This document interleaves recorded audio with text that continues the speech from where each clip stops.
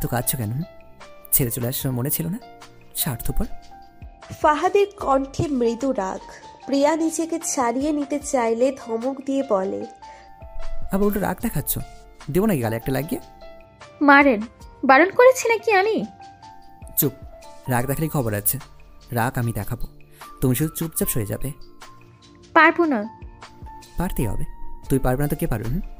আমার কি আরও 4-5টা ভালোবাসা মানুষ আছে নাকি? থাকতেও পারে। দেখো তো তা পাখি, রাখবে না বলে দিলাম। মেজাজ কিন্তু চটে আছে আমার এমনিতেই। একদম কাছে গেলে খাবো। তোতা পাখির সম্বোধন শুনে প্রিয়া হেসে ফেলে, কাঁদতে কাঁদতে হাসছে। তখন ফাহাদ বলে, এখন আবার কি করে হাসছো কেন? চলো, তোমার সঙ্গে আমার বোঝে পড়া আছে।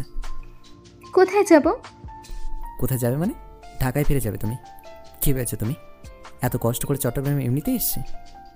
কেন এসেছেন? আপনি খুঁজেই বা পেলেন কিভাবে? এই পর্যায়ে ফাহাদ একটু ভাব নিয়ে নিজের চুলে হাত বুলিয়ে দেয়, চোখ মুখ বাঁকিয়ে বলে, বুঝতে হবে, এটাকে বলে টান, ভালোবাসার টান। প্রিয়াকে আর কিছু বলতে না দিয়ে ফাহাদ হাত ধরে তুলে দাঁড় করায়। উঠোনে গিয়ে বিস্ময়ে চোখ ছানা বড়া হয়ে যায় প্রিয়ার। ফাহাদের পরিবার, প্রিয়ার পরিবার সবাই আছে। ওদের পাশেই সুমিয়ার ওর হাজবেন্ডকে দেখে বুঝতে পারে প্রিয়াকে খুঁজে পাওয়ার রহস্য।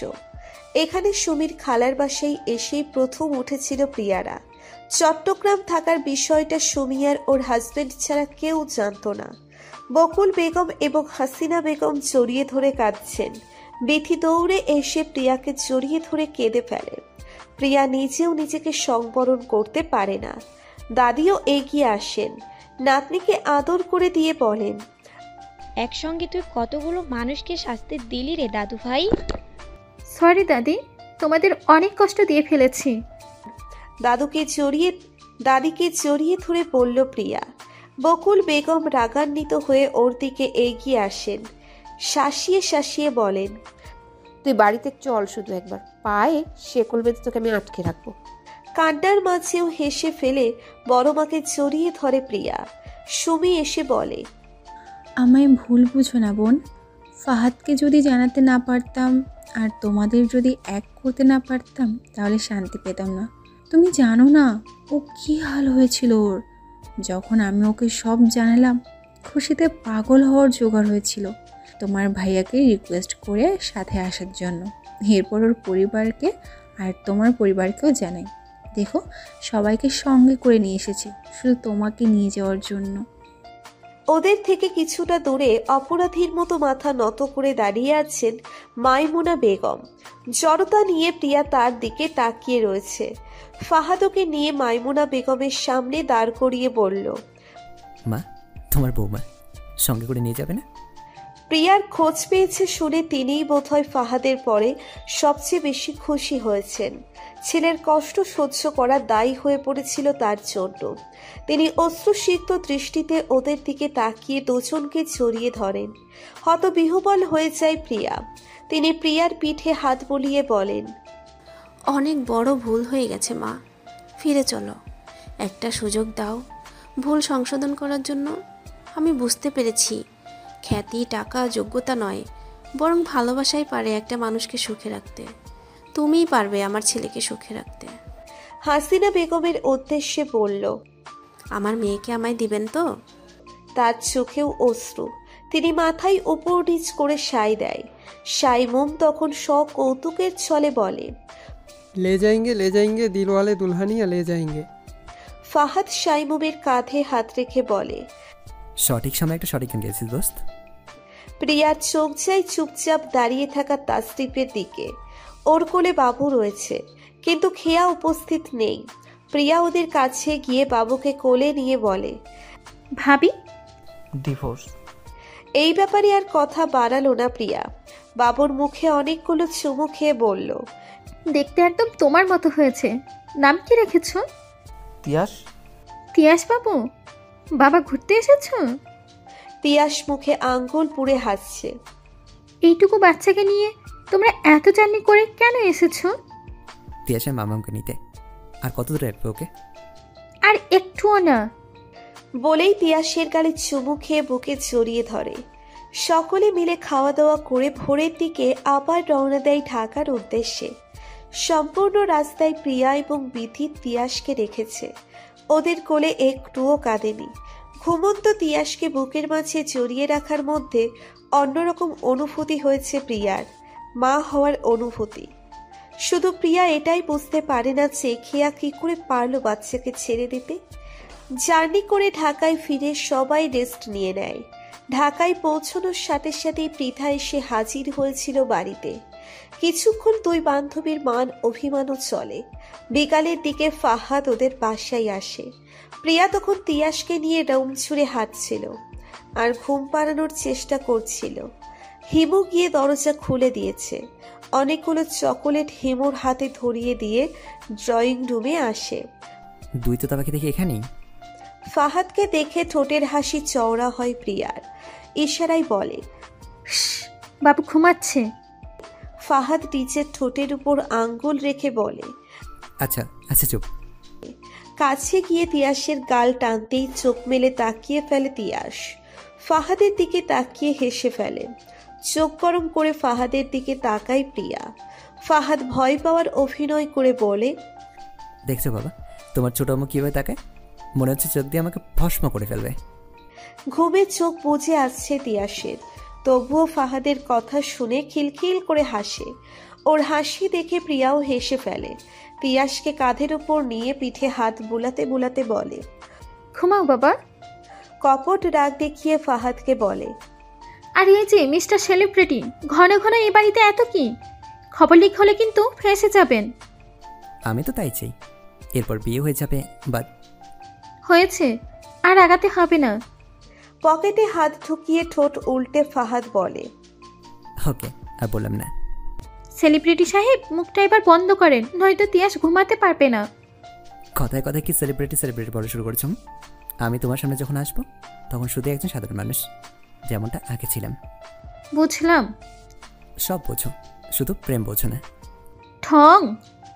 প্রিয়া তিয়াসকে নিয়ে ঘরে চলে যায়। ফাহাদ পিছন থেকে বলে, ये लड़की हाय अल्लाह, हाय हाय रे अल्लाह। এখন দেখি কথায় কথায় শুধু গান বের হয় আপনার। শুধু গান কেন, চাইলে ভালোবাসে দেখাতে পারবো, দেখাবো।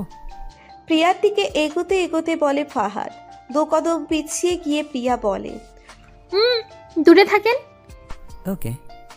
তিয়াসকে বিছানায় শুইয়ে দেওয়ার সময় পা টিপে টিপে ফাহাদ এগিয়ে যায়। ঘাড়ে একটা চুমু দিয়েই দৌড়ে দরজার কাছে চলে যায়। যাওয়ার আগে বলে, সন্ধ্যা রেডি থেকো, এঙ্গেজমেন্টের জন্য চলে আসবো। ওকে, আর খুব শীঘ্রই বিয়ে। উত্তরের অপেক্ষা না করে দাদির ঘরে চলে যায় ফাহাদ। ঘরোয়াভাবে এঙ্গেজমেন্ট করতে চেয়েছিল প্রিয়া। তা শুনে ফাহাদ পিঞ্চ মেরে বলে, কেন? যাতে করে তুমি আবার পালিয়ে যেতে পারো। দূর, এজন্য না, মাত্র তো আপনার কেরিয়ারের শুরু। এখনই বিয়ে শাদিতে জড়িয়ে পড়লে আগাবেন কিভাবে? না আগাতে পারলে নাই, ক্যারিয়ার যতটুকু করতে পেরেছি আমি এতেই খুশি। তোমার যে নিশ্চয় আগে আমি আমার ক্যারিয়ারকে প্রায়োরিটি দেবো না, আর সবাইকে জানি করবো। তার কারণ যাতে তুমি কোথাও লুকিয়ে থাকতে না পারো, তখন তো সবাই তোমাকে চিনবে। আমি লুকিয়ে কেন থাকবো? তোমায় দিয়ে বিশ্বাস কি কদিন আবারও পালিয়ে যাও। প্রিয়া ফাহাদের হাতে কিল বসায়। এঙ্গেজমেন্ট হবে ফাহাদের বাসায়। ওদের এই বাড়িটা অনেক বড়, একদম রাজপ্রাসাদের মতো। পুরো বাড়িতে সাদা লাইটিং করেছে, ফুল দিয়ে সাজিয়েছে। বোঝার উপায় নেই এঙ্গেজমেন্ট নাকি বিয়ে আজ। ফাহাদের পছন্দ মতো নীল গাউন পরেছে প্রিয়া, ফাহাদি কিনে পাঠিয়েছে। আর নিচে পরেছে নীল স্যুট, ভেতরে সাদা টি শার্ট। অল্পতেই ফাহাদকে এখন গর্জিয়াস লাগছে। প্রিয়া ফিসফিস করে বলে, গায়ক সাহেব, এত অসাধারণ লোকে কত মেয়ের মন ভাঙচুর করবেন। প্রিয়ার মতো ফাহাদও ফিসফিস করে বলে, সে তো অনেক আগে তাদের মন ভাঙচুর রয়েছে, যখন জেনেছে আমি অন্য কাউকে ভালোবাসি। তাই? একদম। আপনার টিয়া আসেনি? পাগল নাকি? ওকে ইনভাইট করে বাস করেছি নি আমার। আর তুমি ওকে আপনার টিয়া বললে কেন? আমার টিয়া নয়, প্রিয়া হবে। হিমু এতক্ষণ বাচ্চাদের মতো দৌড়দৌড়ি করে খেলছিল। প্রিয়াকে দেখে দৌড়ে এসে জড়িয়ে ধরে বলে, আপু, তোমাকে আজ সুন্দরের মতো পরি লাগছে। ফাহাদ প্রিয়া দুজনেই হেসে ফেলে। হিমুকে কোলে তুলে নেয় ফাহাদ, গাল টেনে ধরে বলে, শালাবাবু দেখে আবার উল্টাপাল্টা কথা বলে শিখে গেছে। ও মা, তাই তো। ওদের থেকে কিছুটা দূরে দাঁড়িয়েছিল সাইমুম আর পৃথা। আলসেমি ভঙ্গিতে সাইমুম বলে, কবে যে আমাদের এঙ্গেজমেন্টটা হবে? ইস, শখ কত। সিমরান সহ পরিচিত আরও অনেক গায়ক গায়িকা ওদের এঙ্গেজমেন্টের অনুষ্ঠানে এসেছে। আদিবও এসেছে। আদিব লাল টকটকে ফুলের তোড়া প্রিয়ার দিকে এগিয়ে দিয়ে বলে, অনেক অনেক শুভকামনা আপনাদের দুজনের জন্য। থ্যাংক ইউ স্যার, দোয়া করবেন। উনি কে? পাশের মেয়েটিকে উদ্দেশ্য করে বলল প্রিয়া। উত্তরে আদিব বলল, ওহো, ভুলেই গেছি পরিচয় করে দিতে, ও আমার গার্লফ্রেন্ড দিশা। দিশা ওদের দুজনকেই হাই বলল। আদিব বলল, আর ওদের কথা তোমাকে তো বলেইছি, ফাহাদ ভাই বলল, আর প্রিয়া হ্যান্ডশেক করলো। তোমাদের গল্প তো এখন মিডিয়া জুড়ে। আমি নিজেও মিস্টার ফাহাদের ফ্যান। My pleasure miss. নিজ বুকের উপর হাত রেখে বলল ফাহাদ। তারপর দিশা বলল, তবে আবিদের থেকে প্রিয়ার গল্পটা আমি অনেক শুনেছি। আপনার এতদূর আসার পেছনে ওনার অবদান অনেক, এবং আমি আপনার উপরও অনেক খুশি মিস্টার ফাহাদ। এমন অনেক মানুষ দেখেছি যারা সফলতা পাওয়ার পর পেছনে অবদান রাখা মানুষটিকে ভুলে যায়, তার চেয়ে বেটার কাউকে খুঁজে তখন। কিন্তু আপনি এমনটা করেননি। মানতেই হবে, আপনারা একে অপরের পরিপূরক। একে অপরের ভালোবাসা সারা জীবন অটুট থাকুক এই সম্পর্ক। Thank you so much. আপনি আমাদের অনুষ্ঠানে এসেছেন, অনেক খুশি হয়েছি। আপনার সাথে পরিচিত হতে পেরেও ভালো লাগছে। স্যার, আপনাকেও ধন্যবাদ ম্যামকে আনার জন্য। দিশা প্রিয়াকে জড়িয়ে ধরে বলল, আমাকে তো আসতেই হতো। যাদের কথা এত শুনেছি, যার ফ্যান আমি, তাদের দেখার লোভ তো আছেই। উপস্থিত 4 জন হাসল। ফাহাদ সাইমুমকে ডেকে বলল ওদের বসিয়ে দিতে। সুমি ওর হাজবেন্ড সব মেহমান আত্মীয়রা চলে আসার পর ধুমধাম করে এঙ্গেজমেন্টের অনুষ্ঠান শেষ হয়। ভারী পোশাক পরে থাকতে থাকতে হাঁপিয়ে উঠেছে প্রিয়া। সকলের মাঝ থেকে একটু পরপর গিয়ে তিয়াসকে দেখে এসেছে। পুরো মিডিয়ার সামনে প্রিয়াকে দেখিয়ে ফাহাদ গর্ব করে বলেছে, এই সেই মেয়ে যে আমার শূন্য পকেটে আমার পাশে ছিল, আমার ভালোবাসা, যাকে আপনারা দেখতে চেয়েছিলেন।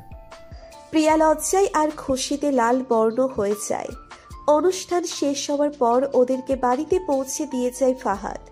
সবাই চলে যাওয়ার পর প্রিয়ার হাত টেনে ধরে ফাহাদ। প্রিয়া ভ্রু কুঁচকে বলে, কি যাওয়ার জন্য তারা কিসে তোমার? গরমে অসহ্য রকম বিরক্তি লাগছে আমার। কি কচুর একটা পোশাক যে দিয়েছেন। এটা এখন কচুর পোশাক হয়ে গেল, তাই না? আচ্ছা, এসব ছাড়ো। আপনি করে এখনো কেন বলুন তো? কি বলবো? এতগুলো বছর পার হয়ে গেল, এখনো বড় কি বলবে? তুমি করে বলবে। বলবো নি, এখন আমি চাই। শোনো, কি? ভালোবাসি। আচ্ছা আচ্ছা, কি আমার উত্তর দাও। ভালোবাসি ভালোবাসি ভালোবাসি বলেই দৌড়ে বাড়ির ভিতরে চলে যায় প্রিয়া। গাড়ির সাথে হেলান দিয়ে দাঁড়িয়ে মিটিমিটি হাসে ফাহাদ। এঙ্গেজমেন্টের পর সপ্তাহ 2 কেটে গেছে। প্রতিদিন যত কাজ আর যত ব্যস্ততায় থাকুক না কেন, সেখান থেকে সময় বের করে প্রিয়াকে দেয়। প্রয়োজনে কাজ পরে করে। যেই এক ভুল করে সে প্রিয়াকে কষ্ট দিয়েছিল, সেই ভুলটা আর দ্বিতীয়বার করতে চায় না। আজকাল বাড়িতেও বেশ ভালো সময় কাটছে প্রিয়ার। ফাহাদ চায়নি প্রিয়া এখন আর চাকরি করুক। এদিকে শুধুমাত্র বাচ্চার কথা ভেবেই প্রিয়া চাকরি করছে না। বিথি আর প্রিয়াই সব সময় তিয়াসের কাছে থাকে। শুধু ওকে গোসলটা করিয়ে দেয় হাসিনা বেগম নয়তো বকুল বেগম। তখন বিথি আর প্রিয়া পাশে বসে তিয়াসের সঙ্গে কথা বলে। পানি পেলে তিয়াসের খুশি আর দেখে কে। হাত পা দাপটিয়ে খেলে। সহজে পানি থেকে উঠতেও চায় না। গোসল শেষ করে ওঠানোর পর কান্না জুড়ে দেয়। কত আদর করে তারপর কান্না থামাতে হয়। আজ সকালে ভার্সিটিতে গিয়েছে বিথি। আস্তে আস্তে বিকেল হবে। তিয়াসকে গোসল করানোর পর খাইয়ে সাজিয়ে দিয়েছে প্রিয়া। তারপর কাঁধের উপর মাথা রাখিয়ে পিঠে মৃদু চাপড় দিতে দিতে গল্প শোনায়। রুমের এই মাথা থেকে ওই মাথা হাঁটতে থাকে, কখনো কখনো ড্রয়িং রুমেও হাঁটাহাঁটি করে। রান্নাঘর থেকে এই দৃশ্য দেখে নয়ন জুড়িয়ে যায় বকুল বেগমের, তার চোখ ভিজে ওঠে। ড্রয়িং রুমে হাঁটাহাঁটি করার সময় তাসরিফের রুম থেকে ফুপিয়ে কান্না করার শব্দ পায় প্রিয়া। এই সময় তো তাসরিফ অফিসে থাকে। ভাবনা চিন্তা বাদ দিয়ে চাপিয়ে রাখা দরজাটা খুলে ভিতরে যায় সে। পুরো রুম অন্ধকার, জানালা দিয়ে যতটুকু আলো আসছে তাতেই রুমে যা একটু পরিষ্কার দেখা যাচ্ছে। খাটের পিছনে গিয়ে বসে কাঁদছে তাসরিফ। প্রিয়া হন্ততন্ত হয়ে এগিয়ে গিয়ে জিজ্ঞেস করে, কি হয়েছে ভাইয়া, তুমি কাঁদছো কেন? তাসরিফ কান্নার জন্য কথা বলতে পারছে না। প্রিয়া আবার জিজ্ঞেস করে এক কথা। তাসরিফ কথা বলতে পারছে না, শুধু ফোনটা হাতে নিয়ে দেখায়। প্রিয়া দেখতে পায় লাল শাড়ি পরা খেয়াকে, পাশে দাঁড়িয়ে আছে মাহমুদ। তাসরিফ ক্রন্দনরত স্বরে বলে, খেয়া বিয়ে করেছে? প্রিয়ার বলার কিচ্ছু নেই। যত যাই হোক, এখনো হয়তো কিছু মায়া, কিছু ভালোবাসা জমা রয়েছে। প্রিয়া তাসরিফের চুলে হাত বুলিয়ে বলে, আজকের এই কান্না আগামীতে তোমার জন্য যেন হাসি ফিরে আসে। আল্লাহর কাছে এই দোয়াই করি আমি। আর তুমি কাঁদছো কেন? তুমি তিয়াসের দিকে তাকাও, দেখো একবার। ওর মুখের দিকে তাকালেই তুমি সব কষ্ট ভুলে যাবে।